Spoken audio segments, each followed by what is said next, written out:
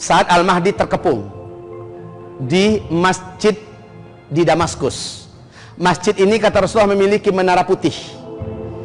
Syekh Dr. Muhammad Al-Arifi menulis dalam kitabnya, dan itu difotokan gambar masjid itu sekarang sudah ada. Menara putihnya juga. Disinilah menurut Al-Hafiz Ibnu Katsir dan para ulama-ulama Ahlus Sunnah wal Jamaah, Nabi Isa nanti akan turun. Al-Mahdi terkepung karena Al-Mahdi tidak berdaya untuk berhadapan langsung secara fight dengan face to face melawan Dajjal. Dajjal dengan bala tentaranya sangat besar dan kuat di luar sana mengepung Al-Mahdi di Masjid Jami' Amawi. Subhanallah kaum muslimin. Al-Mahdi salat subuh. Mereka terkepung dari asar kemarin.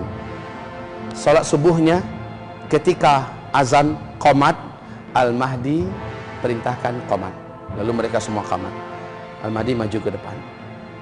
Seluruh mata tiba-tiba tertegun melihat ke arah langit. Ada apa? Isa alaihissalam turun ke bumi dengan cara diapit oleh dua malaikat yang bersayap. Nabi Isa meletakkan kedua tangannya di kedua bahu malaikat kiri kanannya. Turun.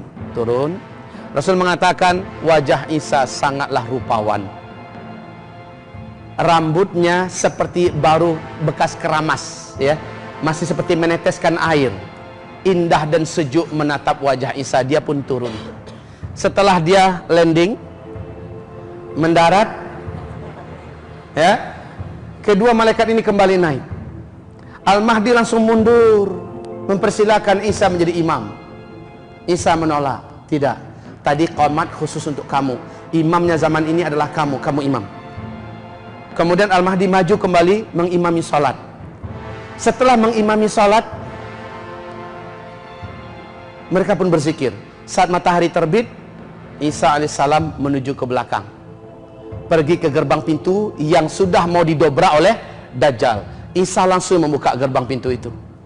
Ketika Isa keluar, Dajjal menggigil langsung melihat sosok Isa, manusia satu-satunya yang diberi kekuasaan dan kekuatan oleh Allah untuk membunuh Dajjal sudah muncul.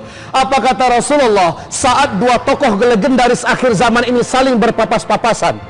Dajjal menggigil dan menjerit di tempat, menjerit dengan sekuat-kuat jeritan. Kenapa? Tubuhnya meleleh, kata Rasulullah. Sungguh demi Allah, kata Rasul, kalaulah Dajjal tetap berdiri di atas kedua kakinya di tempat itu, dia akan mencari cairan yang menggenang di lantai. Subhanallah. Kemudian Dajjal lari. Kemanapun Dajjal lari, Isa sudah menunggu di sana. Mau kemana ente boy? Kemana saja? Akhirnya Dajjal lari ke Palestina, tempat tepat di pintu Lut. Dan disitulah Nabi Isa menghunjamkan tombak khusus yang dibawanya. Tembuslah Dajjal. Jerit kematian Dajjal. Darah yang masih menggena, yang masih bergelimang di tombak itu dibawa kembali dengan kecepatan yang Allah izinkan, tepat di depan Al-Mahdi dan orang-orang yang beriman. Dan orang Yahudi juga menyaksikan Dajjal sudah mampus. Orang Yahudi jadi lemes. Seluruh bala tentara Dajjal hilang semangatnya. Mereka tinggalkan senjata-senjata, mereka lari. Mereka menyelamatkan diri kemana saja. Dimanapun mereka sembunyi saat itu, seluruh tempat mereka bersembunyi Allah izinkan bicara. Ada yang bersembunyi di balik tembok, temboknya bicara, hai muslim, sini ada Yahudi sembunyi di belakang saya, tangkap bunuh. Ya muslim, hadza yahudiyun warai ta'ala faqtulhu. Sembunyi di dalam lubang, lubangnya bicara. Sembunyi di belakang batu, batu bicara. Sembunyi di belakang pohon, pohon bicara. Yang nggak mau bicara cuman illa al-gharqad fa innaha syajaral yahud, kecuali pohon gharqad. Sesungguhnya pohon gharqad adalah pohonnya Yahudi, kata Rasulullah. Cuma gharqad doang yang diem, dan gharqad itu berduri loh. Orang beriman kan udah tahu nih kemana nih sembunyinya Yahudi. Sisa-sisa Yahudi kemana nih? Pasti di kebun gharqad. Tahu nggak? Sejak 12 tahun yang lalu, Perdana Menteri Israel atas perintah para robi-robi Yahudi yang ada sudah menanam 20 juta batang pohon gharqad. Sekarang ini udah besar-besar, udah tinggi-tinggi 12, 13, 14 meter tingginya. Banyak dan luas. Mereka udah siap-siap.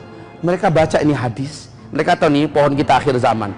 Anehnya kenapa nggak beriman aja sih gitu ya? Masalahnya orang beriman kan udah tahu kemana sembunyinya dia. Ya sudah, orang beriman tinggal bawa pedang pergi ke kebun korkot. Pas dilihat satu, ini ada kutu satu. Cetri, mampus dah. Ini kejadian kematian Dajjal di tangan Nabi Isa alaihissalam. Barakallahu fiik.